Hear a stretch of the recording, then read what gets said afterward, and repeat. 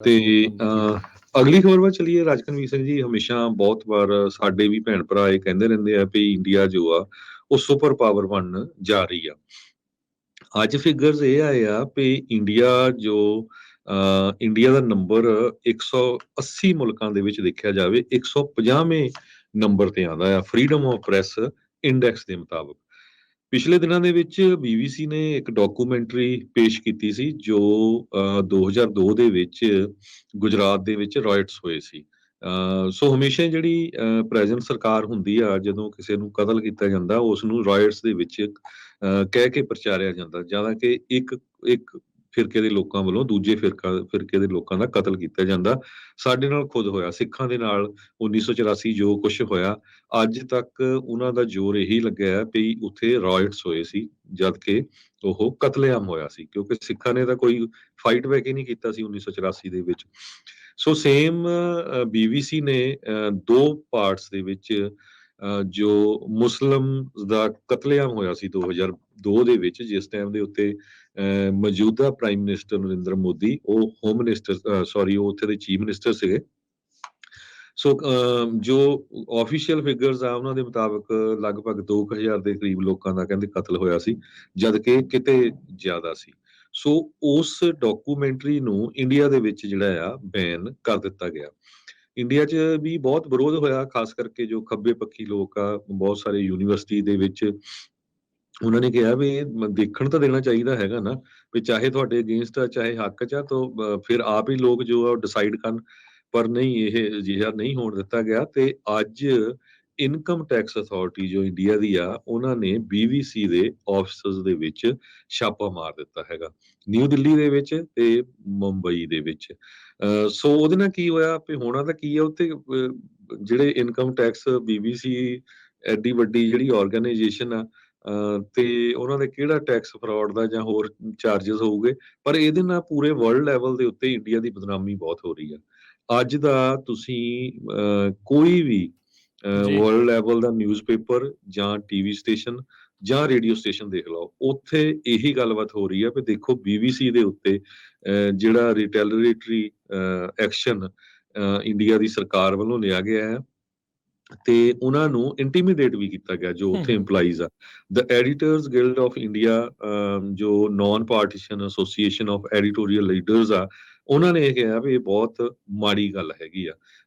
ਸੋ ਅੱਜ BBC ਤੇ ਹੋਇਆ, ਕੱਲ ਨੂੰ ਕਿਸੇ ਦੇ ਉੱਤੇ ਵੀ ਹੋ ਸਕਦਾ ਹੈਗਾ। ਸੋ ਸਾਰਾ ਇਹ ਵਿਰੋਧ ਆ। ਆਪਾਂ ਦੇਖਦੇ ਆਪਾਂ ਛੋਟੇ ਛੋਟੇ ਜਿਹੜੇ ਹੈਗੇ ਆ ਨਿਊਜ਼ ਆਰਗੇਨਾਈਜੇਸ਼ਨ, ਈਵਨ ਆਪਾਂ ਖੁਦ ਵੀ ਆਪਣੇ radio station Punjabi radio USA ਦਾ ਦੇਖਿਆ ਬਹੁਤ ਵਾਰੀ, ਜੇ ਕੋਈ ਨਿਊਜ਼ ਕ੍ਰਿਟੀਕਲ ਹੁੰਦੀ ਹੈਗੀ ਆ ਇੰਡੀਆ ਦੀ ਸਰਕਾਰ ਦੀ, ਕਿਉਂਕਿ ਆਪਣੀ ਤਾਂ ਕਿਸੇ ਕਮਿਊਨਿਟੀ ਨਾਲ ਕੋਈ ਲੈਣਾ ਦੇਣਾ ਨਹੀਂ, ਆਪਾਂ ਸਾਰੇ ਬਰਾਬਰ ਹੀ ਆ, ਤੇ ਜੇ ਕ੍ਰਿਟੀਕਲ ਹੁੰਦੀ ਆ ਉਹ ਸਰਕਾਰ ਦੀ ਹੁੰਦੀ ਆ ਤੇ ਉਸ ਨੂੰ ਬੈਨ ਕਰ ਦਿੱਤਾ ਜਾਂਦਾ ਆ। ਆਪਾਂ ਪਿਛਲੇ ਦਿਨਾਂ 'ਚ ਤੁਹਾਨੂੰ ਦੱਸਿਆ ਸੀ ਕਿਸ ਤਰ੍ਹਾਂ ਫੇਸਬੁੱਕ ਦੇ, YouTube ਦੇ ਸਾਡੇ ਜਿਹੜੇ ਹੁੰਦੀਆਂ ਆ ਉਹਨਾਂ ਨੂੰ ਬੈਨ ਕਰ ਦਿੱਤਾ ਜਾਂਦਾ। ਸੋ BBC ਨੇ ਵੀ ਜਿਹੜੀ ਡਾਕੂਮੈਂਟਰੀ ਬਣਾਈ ਸੀ, ਇੰਡੀਆ ਗਵਰਨਮੈਂਟ ਨੇ ਟਵਿੱਟਰ ਤੇ YouTube ਨੂੰ ਕਹਿ ਕੇ ਉਹਨਾਂ ਦੀ ਵੀ ਜੋ ਇੰਡੀਆ ਦੇ ਵਿੱਚ ਆ ਬੈਨ ਕਰ ਦਿੱਤੀ ਸੀ। ਜੀ ਬਿਲਕੁਲ, ਹੁਣ ਤੁਸੀਂ ਆਪ ਹਿਸਾਬ ਲਾ ਲਓ ਵੀ ਕਿੰਨਾ ਕੁ ਡਰਿਆ ਹੋਇਆ ਹੈ ਮੋਦੀ, ਵੀ ਇੰਨੀ ਕੁ ਗੱਲ ਵੀ ਜਿਹੜੀ ਉਹ ਸਹਾਰ ਨਹੀਂ ਸਕਦਾ। ਜਨਵਰੀ 19 ਨੂੰ ਸ਼ਾਇਦ ਇਹ ਡਾਕੂਮੈਂਟਰੀ ਉਹਨਾਂ ਨੇ ਰਿਲੀਜ਼ ਕੀਤੀ, ਜਿਸ ਨੂੰ ਇਹਨਾਂ ਨੇ ਪ੍ਰੋਪਾਗੈਂਡਾ ਜਿਹੜਾ ਉਹ ਆਖਿਆ।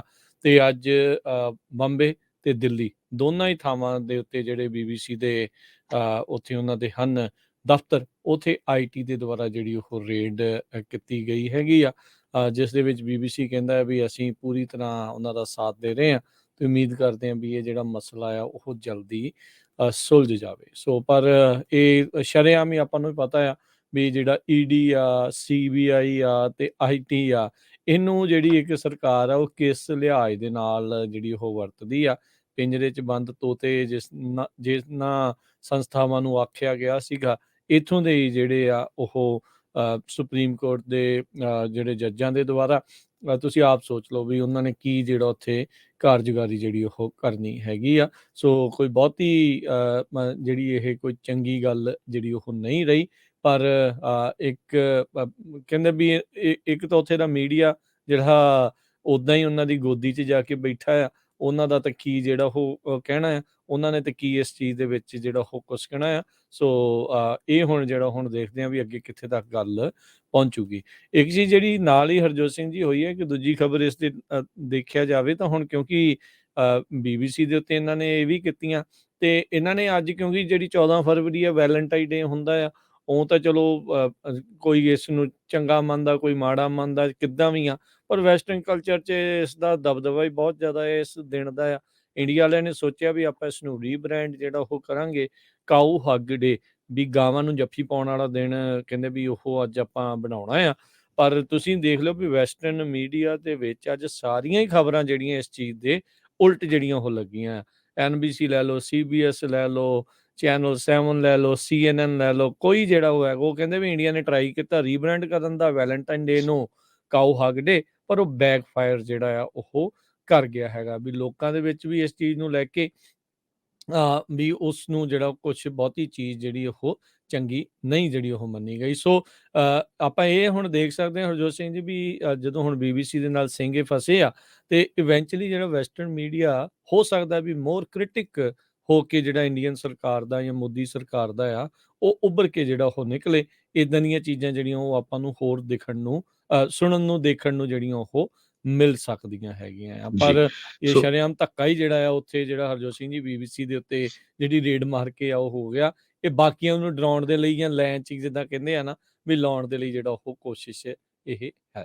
ਜੀ ਸੋ ਬਾਕੀ ਵੀ ਜਿੰਨਾ ਜਿਹੜਾ ਮੀਡੀਆ ਹੈਗਾ ਹੈ, ਚਾਹੇ ਪੰਜਾਬੀ ਹੈ ਚਾਹੇ ਇੰਡੀਅਨ, ਸਾਰਿਆਂ ਨੂੰ ਇਹਦਾ ਵਿਰੋਧ ਕਰਨਾ ਚਾਹੀਦਾ।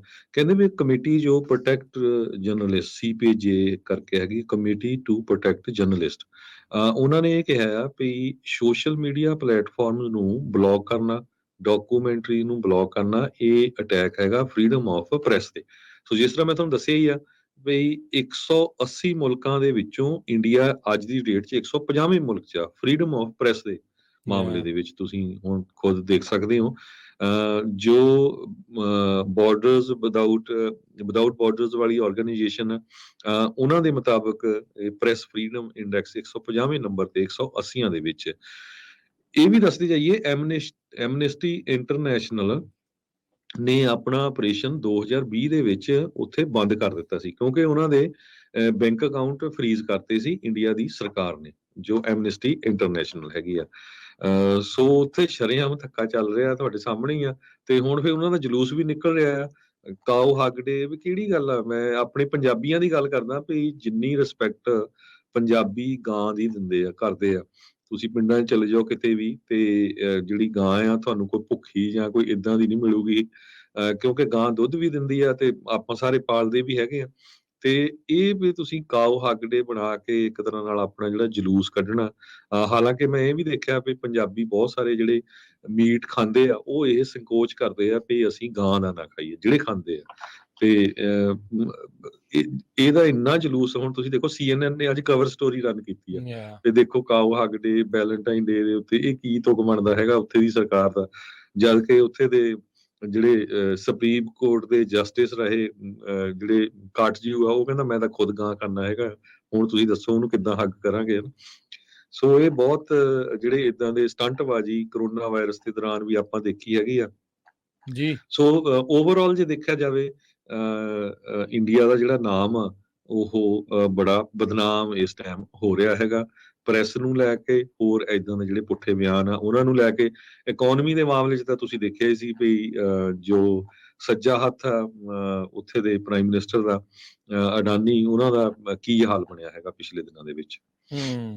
ਜੀ ਜੀ ਬਿਲਕੁਲ। ਸੋ ਬਹੁਤ ਸਾਰੀਆਂ ਚੀਜ਼ਾਂ ਜਿਹੜੀਆਂ ਹਰਜੋਤ ਸਿੰਘ ਜੀ ਇਸ ਟਾਈਮ ਦੇਖੀਆਂ ਜਾ ਰਹੀਆਂ ਮੋਦੀ ਪ੍ਰਸ਼ਾਸਨ ਦੇ ਆਉਣ ਤੋਂ ਬਾਅਦ ਦੇ ਵਿੱਚ।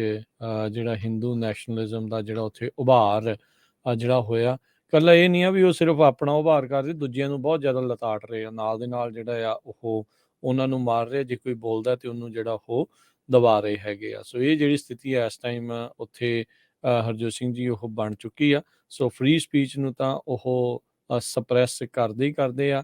ਹੁਣ ਤੁਸੀਂ ਦੇਖੋ ਵੀ ਕੀ ਜਿਹੜਾ ਇਸ ਦੇ ਵਿੱਚ ਤੁਸੀਂ ਹੋਊਗਾ। ਆਪਾਂ ਕਸ਼ਮੀਰ ਦੀ ਵੀ ਗੱਲ ਜਿਹੜੀ ਉਹ ਦੇਖੀ ਆ ਕਿੱਦਾਂ ਜਿਹੜਾ ਉਹ ਹੋਇਆ। ਸਵੇਰੇ ਵੀ ਪ੍ਰਵੀਨ ਹੁਣੀ ਵੀ ਜਿੱਦਾਂ ਦੱਸ ਰਹੇ ਸੀਗੇ ਵੀ ਅੰਤਰਰਾਸ਼ਟਰੀ ਵਫਦ ਤਾਂ ਉਹਨਾਂ ਨੇ ਆਪਣਾ ਉੱਥੇ ਜਾਣ ਦਿੱਤਾ, ਪਰ ਜਿਹੜਾ ਲੋਕਲ ਵਫਦ ਵੀ ਉੱਥੇ ਕਸ਼ਮੀਰੀਆਂ ਦੇ ਕੀ ਹਾਲਾਤ ਆ ਉੱਥੇ ਜਦੋਂ ਉਹਨਾਂ ਨੇ ਧਾਰਾ 370 ਹਟਾਈ ਸੀ ਵੀ ਉਸ ਤੋਂ ਬਾਅਦ 'ਚ ਕੀ ਬਣਿਆ ਆ, ਉਹ ਉਹਨਾਂ ਨੇ ਉੱਥੇ ਜਾਣ ਨਹੀਂ ਦਿੱਤਾ। ਸੋ ਇੱਥੋਂ ਇਹ ਪਤਾ ਹੀ ਲੱਗਦਾ ਹੈ ਵੀ ਇਹਨਾਂ ਦੇ ਮਨ ਦੇ ਵਿੱਚ ਕੀ ਜਿਹੜਾ ਹੈ ਉਹ ਚੱਲ ਰਿਹਾ ਹੈ। ਸੋ ਰਿਪੋਰਟਰ ਵਿਦਆਊਟ ਬਾਰਡਰਸ ਨੇ ਤਾਂ ਹੀ ਉਹ ਸਹੀ ਤਰੀਕੇ ਦੇ ਨਾਲ ਇਸ ਇੰਡੈਕਸ ਦੇ ਵਿੱਚ ਇਹਨਾਂ ਨੂੰ 180ਵੇਂ ਦੇ ਵਿੱਚੋਂ 150ਵਾਂ ਸਥਾਨ ਜਿਹੜਾ ਉਹ ਦਿੱਤਾ ਆ।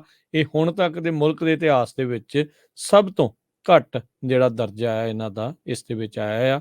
ਫਰੀਡਮ ਜਿਹੜੀ ਪ੍ਰੈਸ ਦੀ ਫਰੀਡਮ ਆ ਉਸ ਨੂੰ ਜਿਹੜਾ ਉਹ ਲੈ ਕੇ, ਜਦੋਂ ਪ੍ਰੈਸ ਹੀ ਉੱਥੇ ਵਿਕੀ ਪਈ ਹੋਵੇ, ਵਿਛੀ ਪਈ ਹੋਵੇ, ਦਰੀ ਤੋਂ ਵੀ ਉਹਨਾਂ ਦਾ ਬੁਰਾ ਹਾਲ ਹੋਵੇ, ਤਾਂ ਉੱਥੇ ਉਹਨਾਂ ਨੇ ਕਰਨਾ ਵੀ ਕੀ ਹੈਗਾ ਆ।